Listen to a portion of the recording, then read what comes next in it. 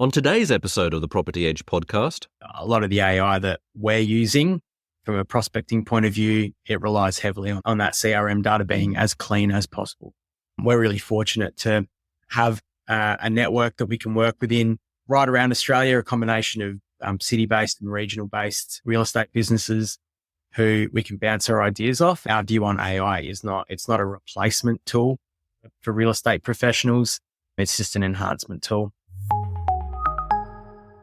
hello and welcome to another Property Edge podcast, where we discuss the tools, the tech, the AI, the platforms, and the data that are powering today's industry leaders. And I'm delighted today to be joined by a regional industry leader.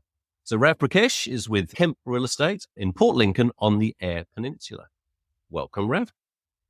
Thanks for having me, Rob. Good to be here.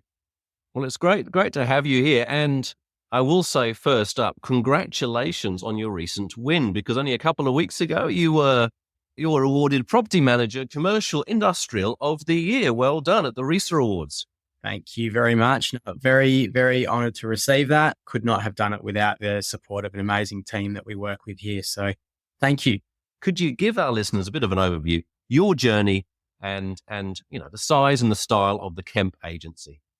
Of course. So for me personally, I've been with Kemp Real Estate now for coming up to 5 years. Business itself has existed in the Lower Peninsula for coming up to 45 years. So over that time, there's been a few changes. There's been several cracks at different offices. So we've had a central Port Lincoln office, which has been consistent. We've had a little go at Ceduna, Coffin Bay, Tumby Bay, where back to just the one centralized office with a couple of team members who do work remotely. And the Kemp agency, despite being in a really, really farming area, you're predominantly resi, commercial and property management. That's right?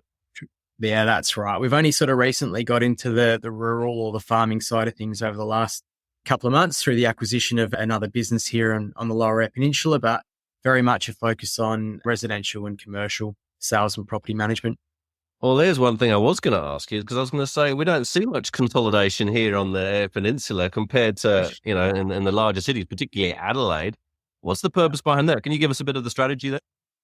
So the motivation, I guess, is to continue growing, and organic growth is always a goal and something we try to do. But when the opportunity came up to buy another terrific business on the Lower Eyre Peninsula with, I think the key thing was with similar values, being a community-focused family sort of business, very much focused on people. Thought we'd have a go at the opportunity, and 2 months into it now, and it's been a great experience. I didn't realize that you were going into that sort of phase of the journey. But could you just give everyone a bit of an overview of Kemp's approach to tech? Where do you see yourselves? Are you cutting edge? Are you always looking to be a first mover? Are you following a bit further back? Because I will mention this, and by the time listeners might listen to that, you might have changed the website. But the website does say, and I'm quoting, "You could say we are high tech. We use technology to maximize results while continuing to offer excellent customer service." How are you high tech? Well, I'll start from the top. So I think our philosophy on whether it's sales, property management, it's very much a service focused or high service focused, personalized approach. We're really fortunate to have a network that we can work within right around Australia, a combination of city-based and regional-based real estate businesses who we can bounce our ideas off. And so our approach to any sort of technology that's new or anything new we're going to implement is to stress test amongst our peers and see what their key learnings have been. And if they haven't, we try to share what we've learned from what we're implementing to sort of help each other out, I guess. Yeah, that's interesting. So that's just over the course of the years, relationships have been built locally as well as interstate. And there's your sounding board for tech ideas. Absolutely. Being a boutique business, not part of a franchise group, we've got to sort of try and leverage whatever networks we can be a part of. And we're really lucky that, over time we've been fortunate to be part of like-minded private sort of businesses. That the information that we've been able to bounce off others has been invaluable. Yeah, fair enough.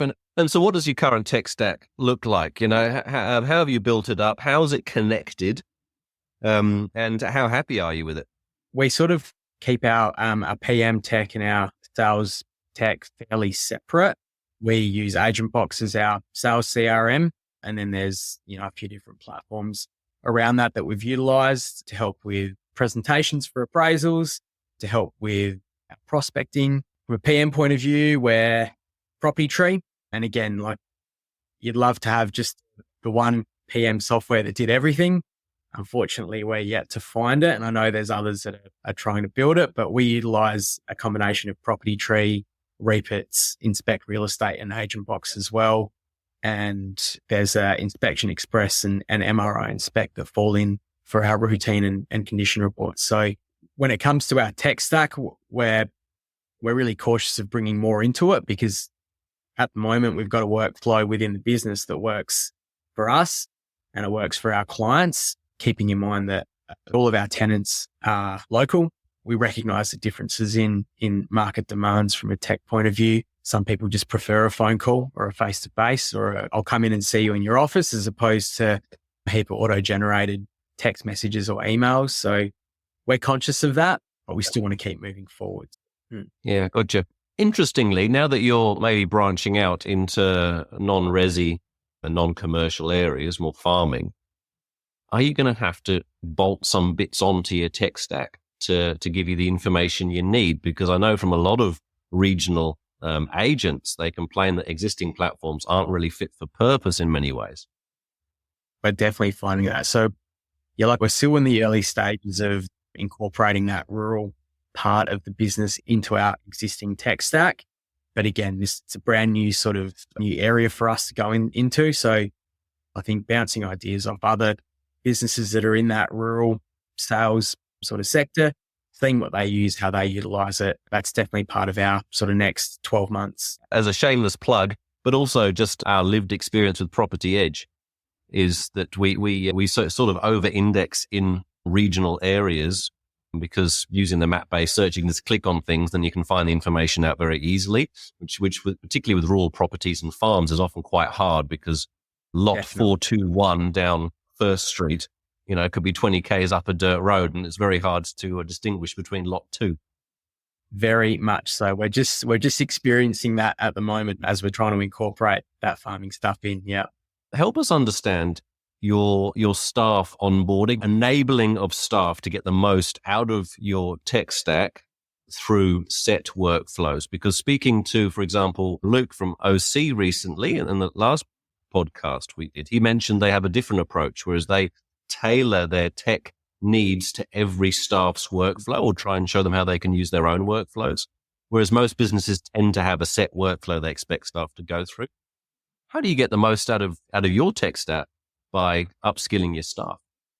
Great question. I mean, through this recent acquisition, we've had to onboard more people in one hit than we've ever had to. So it's been a great learning experience. And I'm definitely not going to sit here and say that our onboarding is, 5-star, 100%. We're still seeing what works best for us. So we feel really confident that with our current tech stack, our workflow is good. Bringing in, a half a dozen new team members and trying to work through that workflow and keep it consistent and offer consistent service to our clients and make sure internally we're using the term pass the baton on to the next person in a nice way has been a challenge. And definitely something that, we've had to refine on the fly a little bit. We had a plan of this is how we do it. This is how we're going to onboard, but such is the nature of real estate. Even the best laid plans change. So to answer your question, I think, we always try to refine our workflow and use our existing tech stack, make sure we're using our existing tech stack to the best of our ability. The onboarding of it, it's been a challenge. We're getting there. Well, it's not something you've had to do or get used to. Some of these larger agencies in Adelaide now, they have onboarding teams that they send out because they're getting so used to acquiring other businesses and bringing them in. As a bit of perspective, I guess, Rob, we're at about 19 team members with maybe one or two that were on parental leave and that sort of stuff. And we've sort of overnight bumped up to about 27 with 2 on their way in. that's been a pretty quick growth for our little business. In the cities, I completely understand when they've got hundreds of team members. What we're talking about is small fry. But I guess from a regional point of view, to bring on 33% more within your workforce as a small business is significant and comes with challenges, but it's something we're really proud of. You could probably help validate a theory that I have, that one of the key differences about rural or regional real estate is that you have a very defined market. Your market's bounded by the beach. And whereas in more metro areas, you haven't got defined, you might say you've got a defined suburb, but everything seems to overlap. And so marketing to locals is easier because you can find them at the footy ground. You can find them, the local RSL or wherever, you happen to do your community work. But you can also find them in Google Ads really easily, or, Facebook. So my question to you in a roundabout way is, from a marketing perspective and a marketing tech perspective, you would use these tools already, but do you think you've got an unfair advantage there given the defined nature of your market? Yes. Yeah, it's definitely a benefit of being where we are. Like you said, there's one road in. If you're coming over from Adelaide, you generally go on the same way through. So it's probably is an unfair advantage in that sense for us to, if we're trying to be strategic with our marketing, or if we're focused with what we're trying and who we're trying to attract. From a sales and a property management point of view, we do have an upper hand on our metro counterparts. But of course, there's other challenges that you face as well. If you go to that same well all the time, sometimes things aren't going that well. You don't get the results, and that's the downside. So we're not just purely focused on, absolutely everything is traditional marketing. We've had to look at other ways to sort of broaden what we're doing. My next question involves support when it comes to data hygiene, but also IT support in building your platforms up and keeping them humming. Because if there's one thing that can add value to an agency, if God forbid one day you wanted to sell the thing, it's having a really clean and large prospect list and customer list that's well maintained. Have you had much support in that area? Yeah. So from an IT point of view, we do have some managed assistance from an Adelaide-based firm with just general day-to-day IT. We're trying to handle all that internally, on top of trying to make sure our database is clean and we're entering data in properly and all that sort of stuff. So we decided that we wanted to sort of control our database. So AgentBox is our CRM. A lot of the information that goes into there is great if it's captured and entered in properly. But when we're trying to manage that with general day-to-day support and improvements and that sort of stuff, we thought maybe we'll centralize the agent box and the data inputs. And we've got some certain team members and some checks within our workflow to make sure that if the information isn't captured correctly, we follow up and we get it back and we input it. A lot of the AI that we're using from a prospecting point of view, it relies heavily on that CRM data being as clean as possible. Is our CRM perfectly clean? Absolutely not. We just figure if we can try and control what we're doing right now and continue to look back at what's in there and fix when we can, for us and the way we're sort of structured, that's our best bet. Where do you see, AI going in real estate? Because there's some dystopian versions of where it might go, where people never talk to humans anymore. But then there's some really solid use cases, which is just giving practical and easy information to customers in a quickly accessible way without having to bother a human, and to ensure the customer gets the answers when they want them. Where do you see that balance and where do you see it going? Yeah. So AI, when we first saw, I guess, its capabilities, probably coming up to 2 years ago, it was a little bit overwhelming and definitely daunting for us. Our view on AI it's not a replacement tool for real estate professionals. It's just an enhancement tool. Our view is that at some point in time, everyone's going to be using it anyway in some shape or form. It's just a matter of how long it takes to get there. So for us, testing it, where we've got some really good team members that are up to speed with how to use it for work and also in their personal lives. And ChatGPT is probably the simplest example for us. A few years ago, you would have to pay someone if you didn't know how to write your own new listing. There was people that would offer a service for $500 or whatever. Don't quote me on that number, but you can now get that done within 20 to 25 minutes if you prompt ChatGPT properly. 25 minutes we're being generous, but something that we were spending money on or spending time on, it's something we do a lot when you're listing properties for sale for rent. It hasn't replaced the salesperson. It's just enhanced their ability and given them more time to do other stuff. And our view is, it's an enhancement to the service we offer. And I'm sure it's the same with everyone. I think that face-to-face or in-person interactions that you have with people are still really important. And if you haven't got that skill set and the ability to do that, sure, you might get some results, but we've taken that view that to offer a high service and a good place to work, it's all about people and how you interact with people. Yeah, all about people. That was the theme probably for the first 3 episodes of this podcast. Everyone was making it very, very clear that tech's important. At the end of the day, it's people that make the sales, people that have the relationships. From an AI perspective, our lived experience at Land Services is that we're actually going to be relying on a lot of our partners, the software platforms that we use to expand on the AI capability that they have, build that in, and then we'll get the benefit rather than us trying to cobble something together for our own use. We'll be doing a bit of that for some specific niche areas, but I can imagine in the real estate world, you're just essentially waiting for these platforms to come out with some really great stuff that you can then just switch on right away and your team gets benefit from. Absolutely. We're waiting for them to pull the trigger on a few of these new AI enhancements. And then obviously we want to test them, make sure they work the way we have been told they're going to work. I think it's a really important thing. And then obviously roll it out to our clients if we can. But it's a bit of a waiting game at the moment. If we can do some stuff in the background just to sort of fill in the blanks, absolutely. We've been exploring options. We're confident that, your REIPITs and your MRIs of the world are working on the next big thing. And it'll be exciting to see what they come up with too. Speaking of the next big thing, Christmas is coming up. And so on your wish list for Christmas, what sort of tech, tools or data do you wish you had access to help your team perform? Really good question. I think some of the data that's out there that's been captured by, I guess, some of the portals and the way they've gone about capturing that has been hats off to them, because what they have within their ecosystem is phenomenal. And the information that they get and derive is really, really important.